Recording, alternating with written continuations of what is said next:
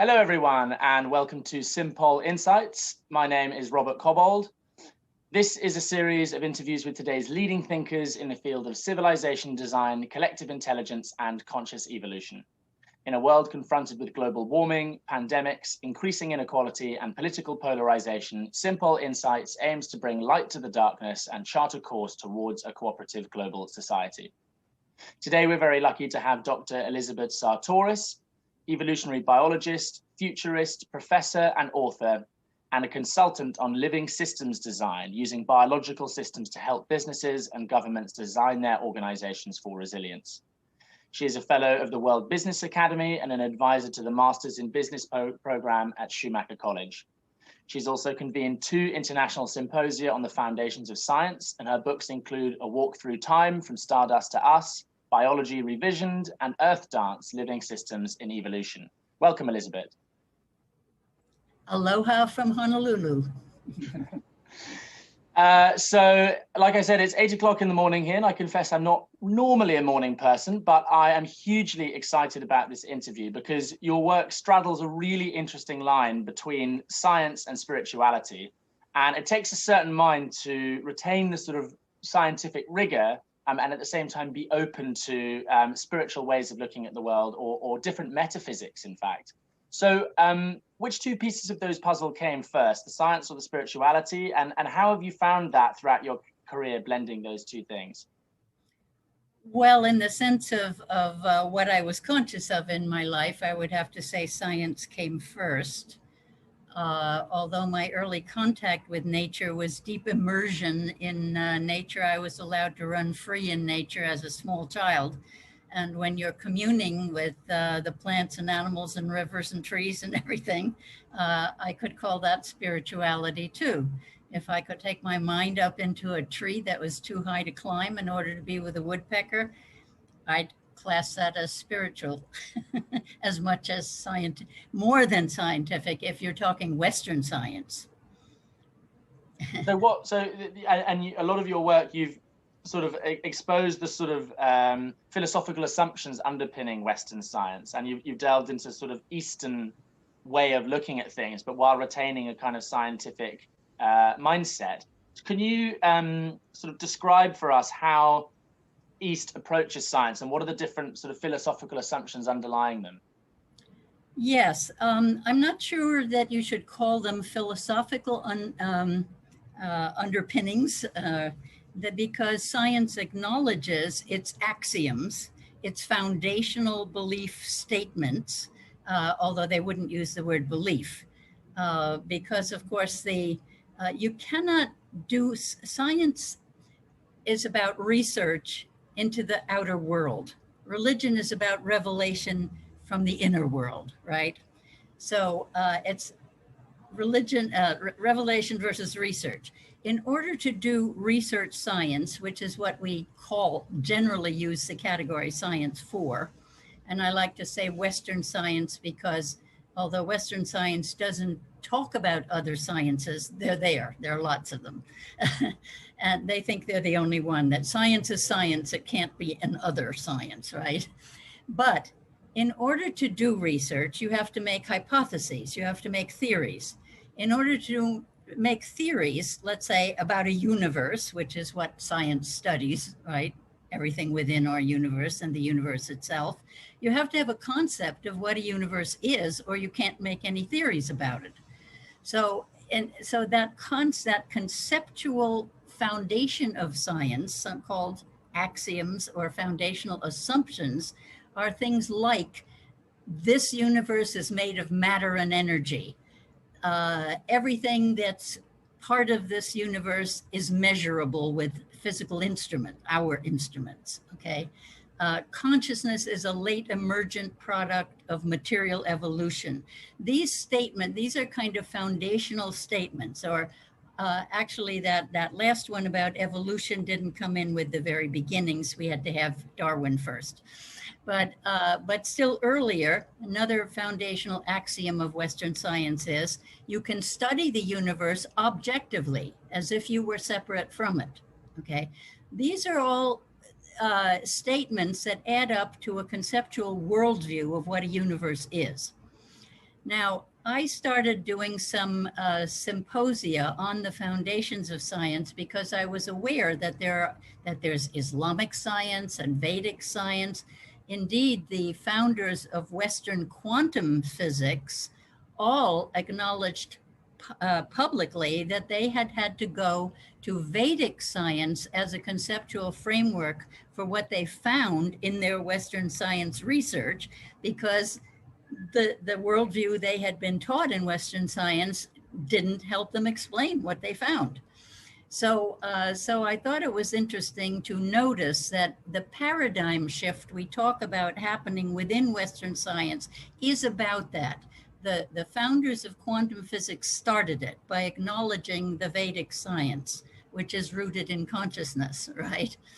And so I said, okay, let me do a symposium where I get all of the Western scientists with PhDs from around the world to write out the axioms they were taught and the ones that as paradigm shifters they had adopted from Vedic science, okay?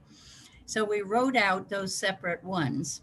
And then I thought, wow, let's do some more sciences here. So I did one in Kuala Lumpur on Islamic science. And I got all these Islamic scientists and philosophers of science to write out their assumptions. And they had a little trouble understanding the instructions at first, but eventually they got it and they had a good time and they did it too. So then I weeded them down from hundreds of statements that people came up with to narrow them down into about 10 fundamental statements for each of these three sciences, right? And we looked more deeply into Vedic science, so we weren't just doing whatever Western science could understand of it, but actually look at real Vedic science, right? So on one page, I could put in 3 columns these 3 completely different worldviews. Now, think of the metaphor of a keyboard, because Western scientists, quantum and non-quantum scientists, all agree the universe is made up of vibrations, and so do Vedic scientists, okay? So let's think of the metaphor of an endless keyboard, because keyboards are notes, musical notes, and they represent different frequencies or different vibrations, okay? Now, matter is in the slow vibration, low end of the keyboard. And then you move up the keyboard, you get into energy, electromagnetic energy. Einstein comes along and shows us you can transpose that music up and down the keyboard between the low keys and the middle keys, between matter is energy, energy is matter, E equals mc squared, right? Now, Western science gets stuck when it gets as far as 0 point energy is as far as it's gotten. That's like the upper edge of what they call electromagnetic energy, because they have to measure things with their physical instruments made of matter in order to consider it real. So they can't measure anything further up the keyboard, which is where spirit, mind, spirit, and consciousness are in the higher frequencies. So Vedic science starts at the other end of the same keyboard. This is the beauty of this metaphor, is it's one keyboard, okay? They start looking at the consciousness end, and they can derive the entire keyboard just by slowing the vibrations down into electromagnetic energy and on into matter. Taoist science in China has exactly that model of matter, energy, spirit. So sometimes I superimpose those words from Taoism onto the same keyboard, right? Now, when you have all these people talking about how do you integrate science and spirit, I say, why did you take them apart? Everything in our universe has consciousness, intelligence. It's all there in every particle, in every atom, in every molecule, in every rock and tree and everything else. So my admonition is play the whole keyboard, learn to play the whole keyboard, to understand that if you don't understand the whole upper end of the keyboard, you're missing half the universe, half of your real world. Your physical world is spiritual in that sense. And we know now, for example, am I talking too long? No, not at all. Fascinating. Okay.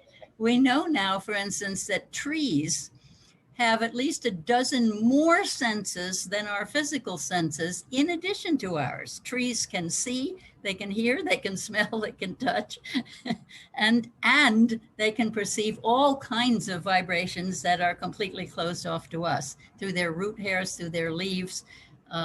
We can't even copy photosynthesis at the human scale because it involves things like quantum tunneling and other matters of the higher matters of non-matter, right?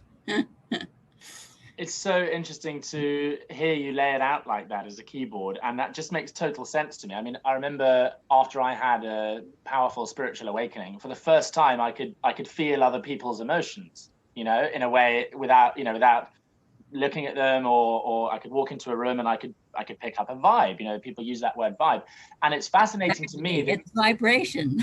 Exactly, and it's fascinating to me that you can ask a room full of people, is it possible to feel someone's emotions when you're in a room with them? And 50% will say, no, that's complete bollocks. Of course you can't. And the other 50% will say, yes, of course you can. And people don't even talk about this. And it's fascinating. It's just, how sensitive are you? How up the keyboard? How high up the keyboard can you feel? Can you hear the notes? Yes, and there are a couple of other interesting things that Western science sweeps under the rug, despite the fact that they're very, very obvious. One of which is that you have no experience of the universe except through your consciousness. So your consciousness is fundamentally necessary to do anything, including doing science. Right. And the other one is that to my knowledge, none of us have ever been outside of now in the timeline. Okay. Yeah. There is no past and future. There's only now. And we invent the timeline because in a physical world, it represents motion. And we absolutely need the concept of time to function in a material world. But it's not part of deep reality. And it's not part of our ordinary experience. We can imagine being in the future and in the past, but we can't be there in the same sense. Actually, now. I read a sort of layman's introduction to quantum physics, and he said the same thing. I forget his name, Carlo Rovelli, and he said the same thing, that at the quantum level there isn't actually any time. It's just a sort of emergent property that seems to happen from the interaction of many quantum, particles. Isn't it interesting that more than 100 years since the beginnings of quantum science, it's still not even taught in high schools on the grounds that it's too difficult? Yeah, it's interesting. Yeah. I love simplifying things. And I don't believe high school students couldn't understand a lot of this. You said in one of your TED Talks that by studying our evolutionary past, we can become good futurists. What do you mean by that? And why do you think our evolutionary past is so instructive about where we're going? Another good question. I kind of gave up on science for a while because it wasn't answering my big questions about who are we, where do we come from, and where we headed, which I'd asked since I was young, not knowing they were the great philosophical questions of the ages. And so I went off to a Greek island and was going to just write novels to explain the human condition to myself. But walking in the woods and being reconnected to the biology world, I just had to keep on doing evolution. And so I just started over rethinking evolution biology. And I stumbled on kind of a maturation cycle in which there's a youthful, competitive, very Darwinian phase. But it gets too energy expensive, so energy expensive that the hostilities are very hard to keep maintaining. And what happens is that species, life forms, move into a cooperative phase that's less energy expensive and much more rewarding because everything can feed everything else rather than everything worrying about other things taking things away from them. And I extended this even to my cosmos. I said, I believe in my cosmos. In my cosmos is the Greek word for universe, and in English it generally means the patterned universe. In other words, once you see the patterns at work, you call it cosmos, and it's nice, cosmic. I like that word better anyway. So I said, if my universe is so wide open that anything that can happen will happen, that was my only fundamental principle, then what becomes interested in that kind of a universe is what lasts. And I came to the conclusion that what lasts is whatever works out harmonious relationships with what surrounds it, because then the surround will keep feeding it. There's an interchange that keeps everything going in an alive kind of way.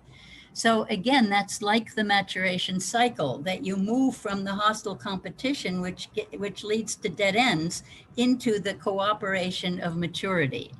Now, looking at Western science, it starts with the ancient bacteria, which had the earth to themselves for fully half of evolution, about 2 billion out of 4 billion years. They were only bacteria. And the viruses they used for communication systems. We're just beginning to learn to understand viruses now. 30 years ago, all bacteria were bad germs, and now viruses are still all bad germs, and neither of them are something we can live without, because we absolutely depend on both bacteria and viruses for our own health and well-being. But anyway, the maturation cycle makes sense in the sense that those ancient bacteria, while they did lots of competitive stuff, and during warfares, when new technologies, people or bacteria get very creative during hostilities, but then you have to transform those technologies into the cooperative mode if you want to continue. Now, the Soviet Union, while the capitalist West took up Darwin, the Soviet Union took up Kropotkin's work in evolution biology, and his main book was called Mutual Aid. So both sides of what was the Iron Curtain were politicizing the science. The capitalists loved the Darwinian competition because it's capitalist competition. So they were sacrificing community to individual advantage. And the communists did the opposite. They sacrificed the individual to community, because community was the important thing. So one side sacrifices community, the other one the individual. If you put them together, you get something holistic that shows the whole cycle. And of course, each of us is expected to be feisty and competitive as a teenager, at least boys, and then to grow up as a peaceful, mature citizen of your world, right? And how have we ignored so long that we're so strong a social species that we live by the millions in these city hives, driving on the side of the street we're told to, and not bumping into each other, and stopping at red lights, and paying at the supermarket, and endless competition. And yet we were taught to believe it's all human nature is about competition. So it's a more complete view of evolution that I came to. And once you see that holism of holons, all living entities are always embedded within each other. So the individual is within the community, like your cells are within the organ system, within the body. And all of the time, there are negotiations going on among all those levels in your body, in your city, in your family, and every living entity constantly negotiates, because it's nature's way to get out of balance and have to constantly rebalance. The harmonies turn into dissonance. The dissonance always resolves back to harmony. If you're a musician, you understand that. It's another reason why I like the keyboard model. There's a lovely quote that's coming to mind from a philosopher called Forrest Landry, and he says, "Only that which is conducive to life can be allowed to live."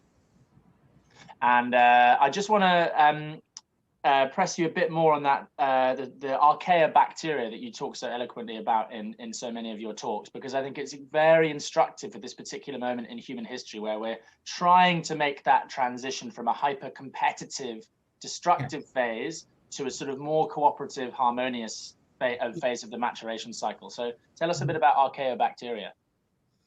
Well, the first living critters of Earth, were bacteria, and we call the very first version of bacteria are known as Archaea. And then the Archaea divide into various branches in that world. And then, and in their competition, they evolved, they created and solved actually global problems, because over 2 billion years of only bacteria on Earth, they coat the Earth, and they're deep in the seas, and they're high in the sky, and they're everywhere on Earth, in the coldest and the hottest climates everywhere. And so they adapt to different climes in different ways and invent different things. But the first huge global problem that they caused was when they ate up the free food on the planet, which were naturally formed sugars and acids that the bacteria could ferment and use to build their own bodies, right? But they were so successful that they ate it all up and started dying out from starvation. And what did they do? They got creative, and they invented photosynthesis out of what was left, which was minerals, sunlight, and water, basically. And they were able to put those together in ways that enabled them to create their own sugars and acids, food supply, through photosynthesis. It was amazing, amazing solution to a global hunger problem. Then, of course, the photosynthesizers were taking in carbon dioxide and emitting oxygen, right? There was lots of carbon dioxide in the air, but they're now emitting this relatively new gas of oxygen, which was only in trace amounts in the early atmosphere, and it's piling up and it corrodes things. It's what rusts metals, right? Oxygen. And the oxidation goes on in our cells. And so what were they going to do with this gas that was poisonous to many of the bacteria, which had to go underground and become fermenters in the muds and places like that? But again, they solved a global problem of toxifying the environment by inventing a third mode of being, which was respiration, using the oxygen to smash food molecules in order to make a living. Well, where were the food molecules going to come from? They started these, I call them the breathers. The first ones I call the bubblers, the fermenters, the early ones that ate the free food.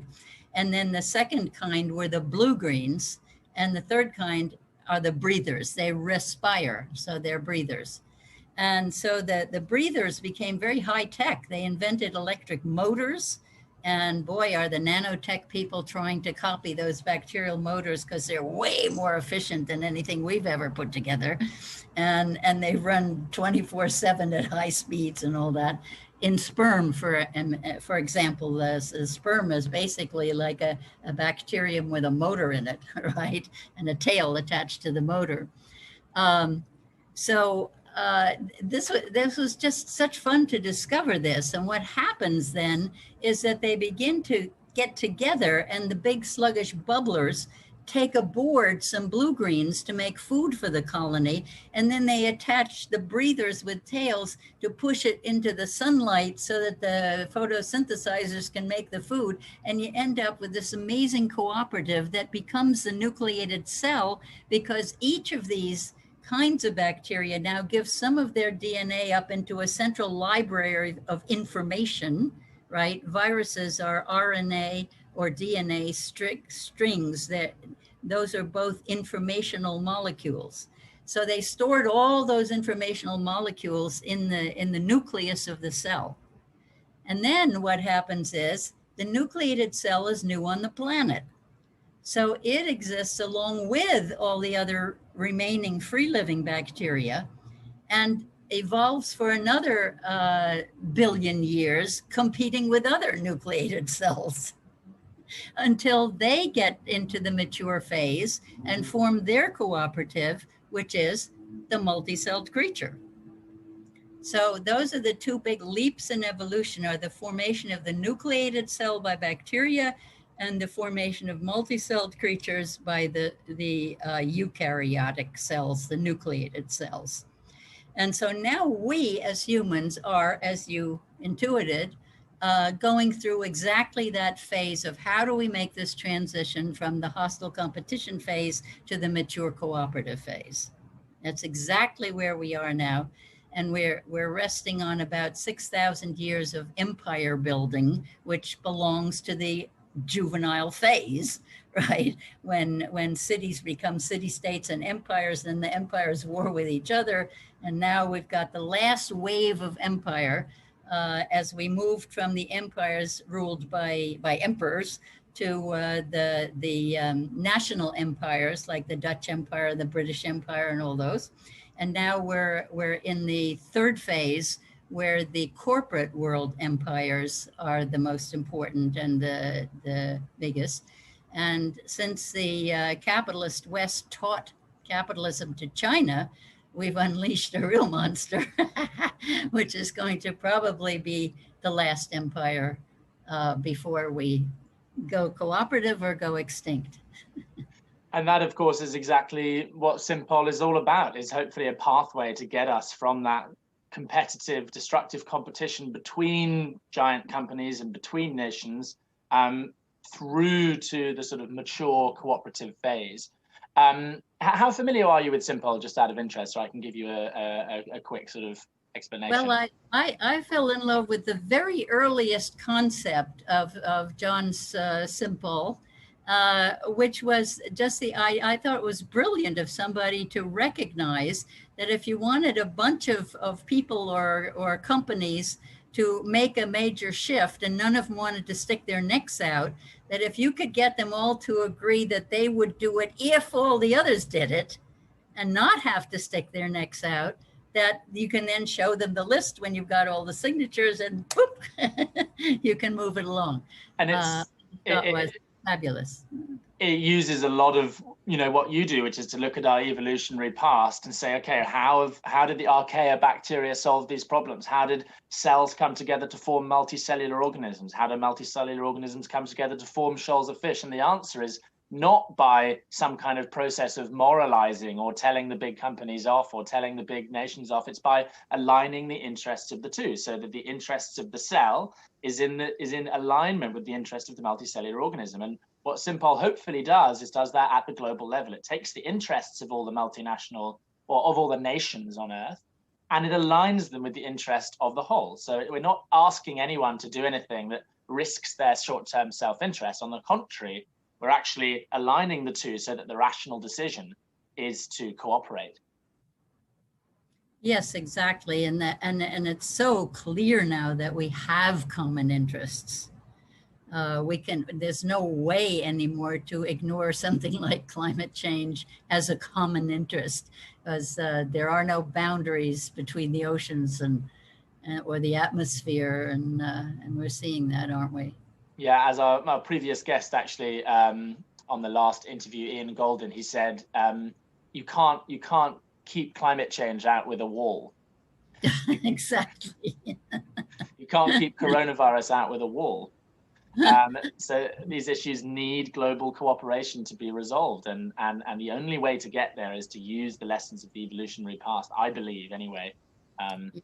Yeah, the trick is when you the mentality of empire building, the us and them mode, is what I hope that techniques like, it's okay to call SimPol a technique. Sure.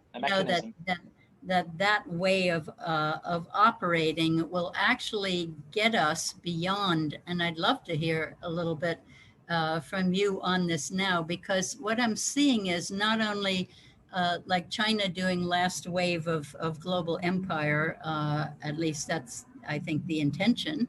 But also you have things like the World Economic Forum acting with its new Great Reset program. Are you aware of that? I'm not actually. They've just launched their Great Reset program. And the Great Reset is fronted by the Millennium Development Goals. However, because the WEF is organized by large multinational corporations and banks, and they've already trained a cadre of young people to promote their way of seeing. They want to be the benign fathers of the world again, right? Which is not how living systems operate. And so I'm asking, how can we use Simple to prevent, let's say you have one set of youth who have been indoctrinated by their mentors who want to keep the power for themselves. And so you will see on the Great Reset website, for example, that they want to produce the cashless society, forcing everybody to use plastic cards where every transaction can be tracked and all of it is in the hands of big banks. That's not like a living system, right? So you have the cadre of youth trained up by them on the one hand, and then you have all the young people who are getting it. Oh my God, we have to live together and take care of each other. We have to go back to family and feeding each other. We have to do more eco villages, more learning democracy at the grassroots level and keeping ourselves connected like the Global Eco Village Network. So how do we, and I see that coming up as an unfortunate competition, because I was hoping that the youth would move us very quickly into cooperation, because they would simply get that racism and all other forms of warfare, of us themism, is a waste of energy besides being a cruelty to each other. And that they would just drop it. They would refuse to do war or racism anymore. But can they do that if half of them have been indoctrinated by the mentality of let's keep big organizations with wealth in control of making sure we all are okay, and they will hand out to us a minimum basic income, and they'll be, it's 1984, Brave New World, whatever you want to call it, it's even worse than any of those predictions that could come about. Yeah, and well, it's like, look at COVID. You can see it from two sides. Did we make a soul agreement to lock ourselves up to show how quickly the earth can recover and to regroup and talk cooperation? Or is it the big guys who have locked us up and put us in masks to see how obedient are we? Yeah, well, it's, I think it's never going to be a clean break. I think collapse and transformation happen at the same time, simultaneously. So and collapse takes place over hundreds of years. Rome wasn't built in a day. Not anymore.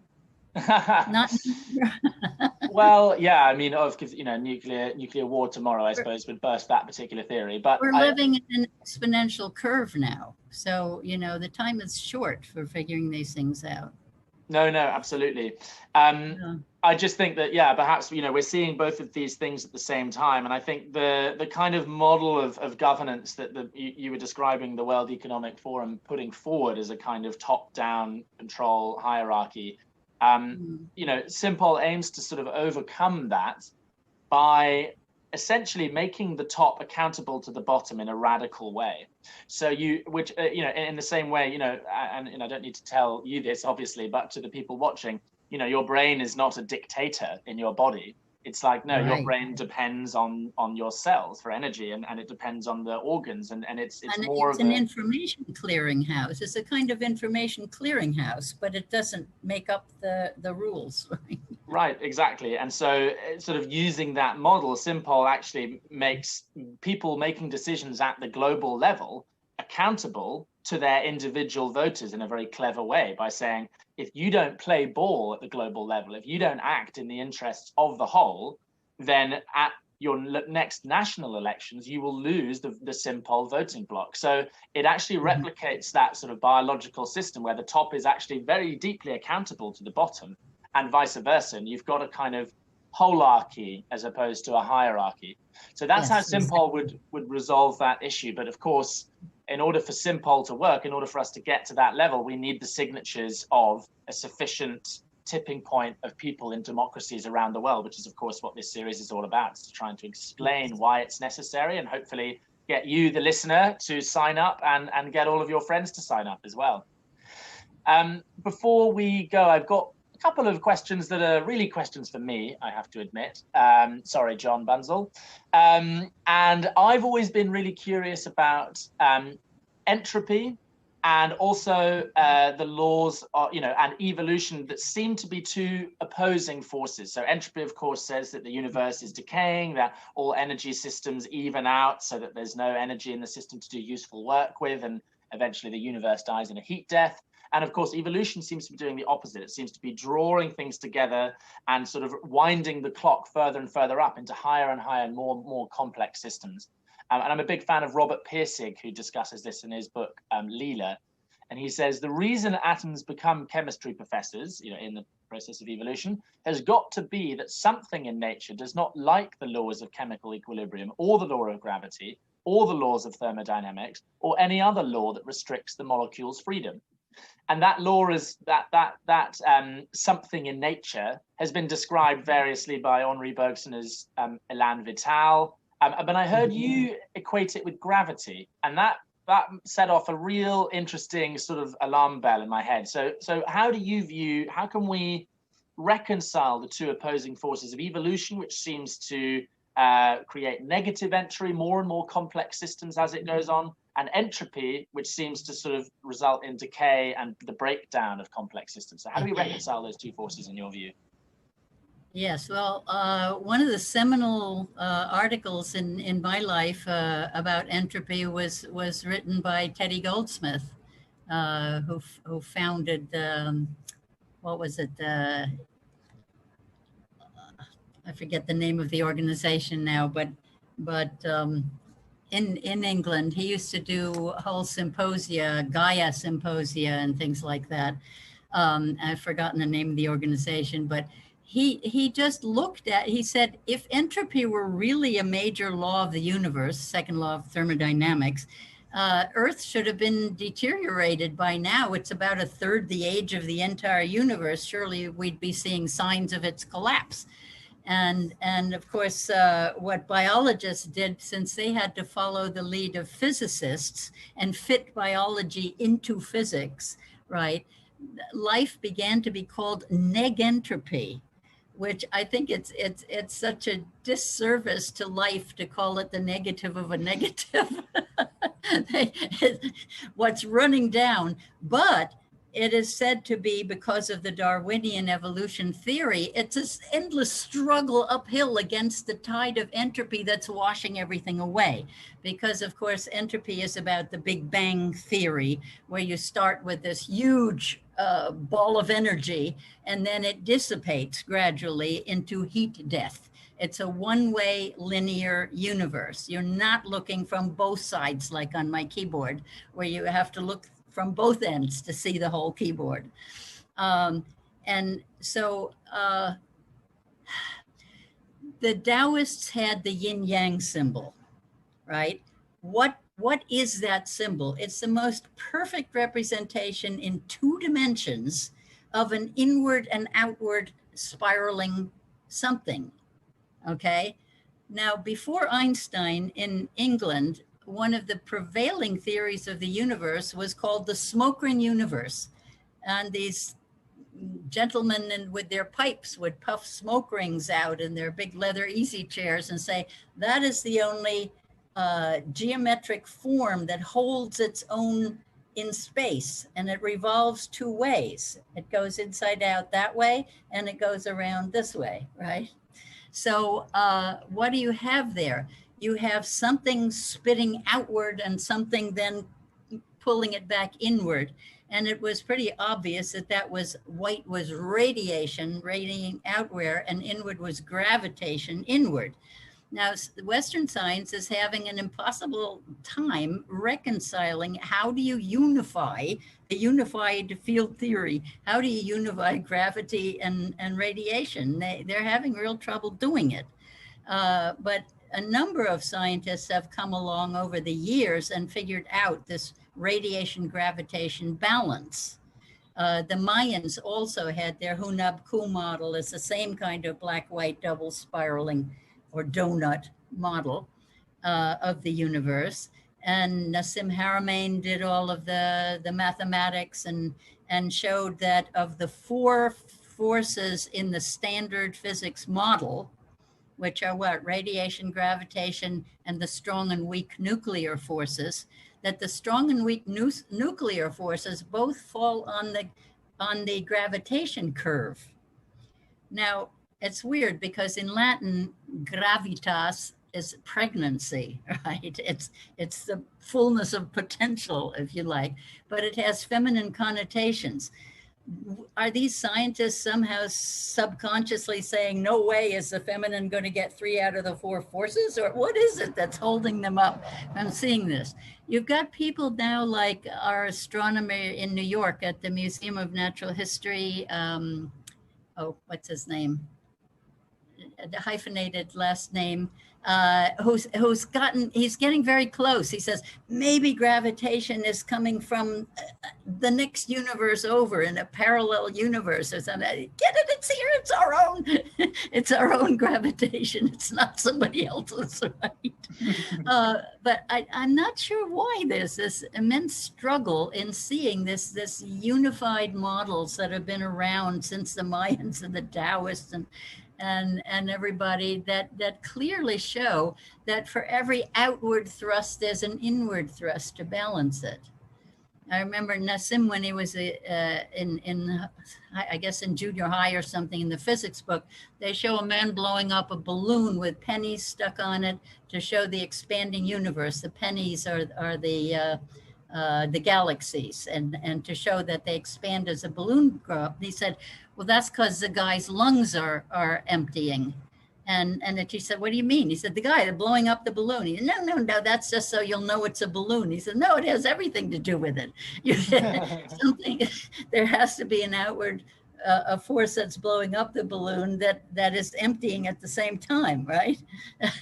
So this is the problem with the basic axioms of a science. They get you stuck in a model where you become blinded to things that were known long ago, and also you discredit all those ancient sciences, the indigenous sciences, they're all discredited because we have the only true science. But this only true science is divided now between the quantum field and they can't get the two of them together within our own science. I don't think we're far off now. I don't see how it can be held up much longer. Walter Russell was another one, and David Ash in Australia. They all got this balance of entropy and centropy, or syntropy. I used to call it syntropy. Nassim was calling it centropy, and I thought he was saying syntropy because they sound almost alike. But this is what it is. All of life is this push-pull between the extremes of perfect order or complete chaos. And we're always, the whole point of a living, self-organizing universe is that you get to anything that can happen will happen. It can be endlessly creative. And what we want to look for is what works. What maintains this balance with the things around it? What does the give and take? What takes its ecosystem into account? We can't base a science only on individuals or only on communities and make a world that works for everybody. There's just one more area I want to touch on before we wrap up. You make a really fascinating analogy between mitochondria in the cell and the bankers in our economy. And I know John and I are both very interested in alternative monetary systems. And we're quite concerned that our current monetary system based on debt and interest is really is leading to the kind of growth imperative, which is slowly driving us off a cliff, ecologically speaking. Yes. And you also talk about the need to build a sustainable global economics and a global family. And I wonder, of course, building a global family is what SimPol is all about. And building a sustainable global economics is, to me, contingent upon that. But I'm not sure which one is contingent upon the other. And do you think one of them has to come first? Or how can we build a sustainable global economics? And how will that play into SimPol's mission of uniting us as a species? Yeah, well, so many people have done so much wonderful work on alternative currency systems, from Bernard Lietaer, who was a dear friend and isn't with us anymore, to on the future of money, and recognizing that our money system is a yang money system. It's a very masculine, linear model, and that you needed yin money systems that were more feminine and balanced to get a balance between them. So alternative currencies, as you know, can be developed without interfering with the current money system at all. You're just not allowed to call them pounds or dollars or whatever. But other than that, you can invent currencies all over. And you talked about the mitochondria are the energy engines of our cells. And they're on average something like 1,000 mitochondria per cell. Some have many more, some fewer. And what the mitochondria do is they literally have printing presses, rotating motorized printing presses that print out these adenosine triphosphate models. We call them ATP, adenosine triphosphate. ATP is the currency of all the cells in the body. It's an interchangeable currency, but it usually operates within each cell. Now, the mitochondria as banks are issuing this currency. They're sending these ATP molecules out into the cell where they are used to catalyze every reaction. Everything that happens in the cell is catalyzed by this little bit of energy that it needs to get that done. Now, when the backbone of this molecule is stripped of all its energy, it gets taken back to the bank, and the bank refills it like a stored value debit card. Okay, it has 5,000 pounds or dollars on it, and you spend it, you go back, you do not pay interest. There's no interest charge. You get free money all the time. Now, the bank's job is not only to issue that, but to monitor the economy and make sure there's always the right amount of ATP in circulation. So you issue more money if you need to stimulate the economy, and you issue less money if you've if you've got too much going on there to keep it in balance. So always it's about balance, and that's just such a wonderful model idea of what currency is. And of course, the faster you move the energy of money around, the less of it you need. I had an interesting experience with my MBA students at the university here in Honolulu, teaching the Aina course. That's She Who Feeds Us, the Mother Earth, right? How do we live with Earth? And they had to design a game about sea level rise and how you cope with sea level rise and what proactive things we can do. And it was a sort of based on Monopoly in the sense that there was a currency system. And we didn't print up enough money to give everybody the amount they were supposed to when we had, launched the game and we're starting to play it. But it turned out, I was playing banker and the students were playing all the other roles. It turned out that I could repay them as they moved the money around, and money came back to the banks and loans were paid back and stuff, so that there was enough money with only half as much printed as we were supposed to give out, sufficed to keep the economy going, with them ultimately getting as much money as they had been promised, right? So it was a nice, straightforward lesson. And I'm trying to get the government here in Hawaii to bring in somebody like Tom Greco, for instance, as a great authority now on alternative currencies, to show them that they could issue alohas, a currency, digitally on people's cell phones immediately, telling people you can pay your taxes in it, and guaranteeing that grocery stores and landlords will have to accept these alohas, and telling everybody don't try to take them off our islands because they're worthless anywhere else. They're only good here in Hawaii. Now people earn dollars here and then they shop at Walmart and Costco, and their income is drained off island, right? If we had a parallel currency here, we could stimulate the economy. Our tourism is down by 90%, which means nice, clean beaches. It's really lovely, but huge unemployment. All of those people could be paid in alohas to be growing organic food, and making our islands self-sustainable. Mm. So yes, our bodies do it. Free money, no debt. Always every cell taken care of, having enough. And it's crazy that we humans don't see that we can live the same way.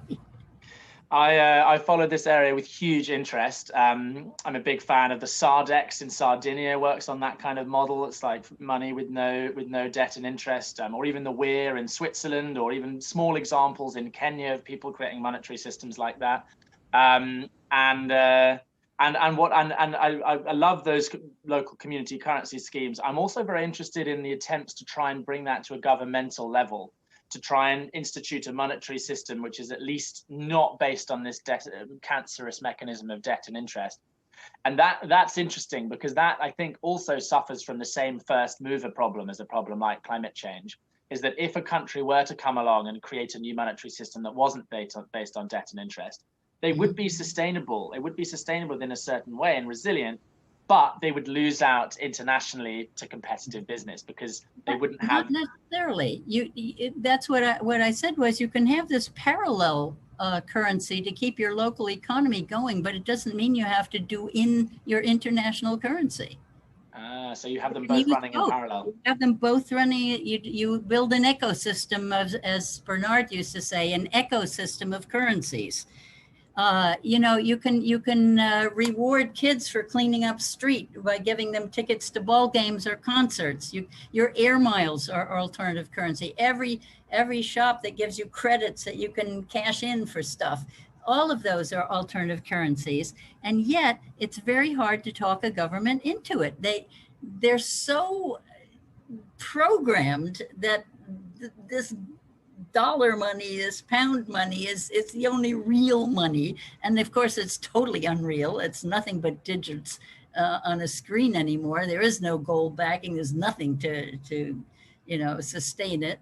And yet our belief in it keeps us using it and thinking that we have no alternative when we do. It's, my favorite Rumi quote is, "Why do you stay in prison when the door is so wide open?" We've had all these wonderful people working these things out. They're here in our midst.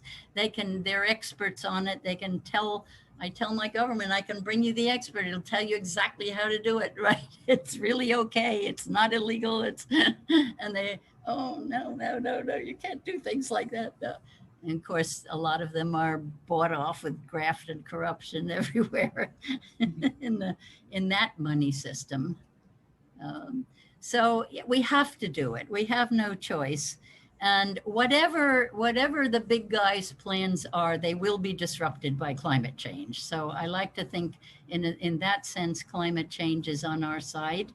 If we recognize how to get ourselves sustainable, then even if Jim Lovelock is right, the author of the Gaia hypothesis, that maybe only 500 million humans will survive, I tell everybody I speak with, just act as if you and your family and friends are among the survivors, and get with it now on what you can build to keep yourselves alive, to keep yourselves in touch with each other, with everybody else who's doing that on the planet, and get rid of the stupid expenditures of energy like racism and warfare, so that you have all your energy to give to what they in Sri Lanka, in the Sarvadiya movement of 15,000 tiny villages, all supporting each other with a tiny little bank account system.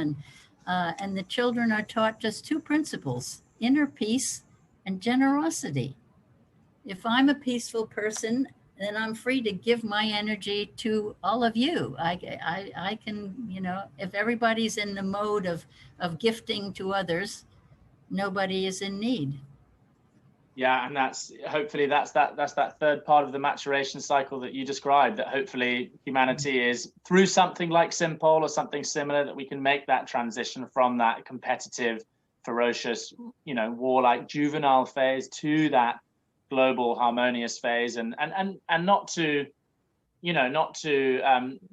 try and get there in a sort of naive way, but to get there using the lessons that we've learned from our biology. And I think your work here, Elisabet, is absolutely incredible. You touched on so many areas during this conversation that I personally have done deep dives into, and John has as well.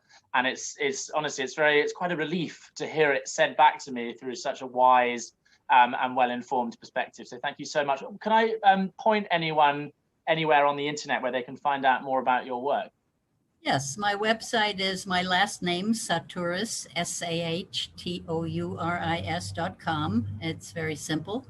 My easiest user-friendly book is Gaia's Dance, The Story of Earth and Us, a children's book for grown-ups. Fabulous. I've got a little cartoon book designed for iPhones called Bacteria Are Us. I love it. I might be showing that to my nephews. And so, you know, all of the books you'll see them on the website, and lots of free articles, loads of free stuff. Brilliant. Well, thank you so much, Elisabet. I've absolutely loved this conversation, and do encourage everyone to check out Elisabet's work, and of course to sign up to SimPol to help us reach that mature cooperative phase at simpol.org. Thank you very much, Elisabet. Blessings. Aloha mai kako. Aloha everyone. Aloha love and reciprocity and care for each other, as we say in Hawaiian. Thank you so much.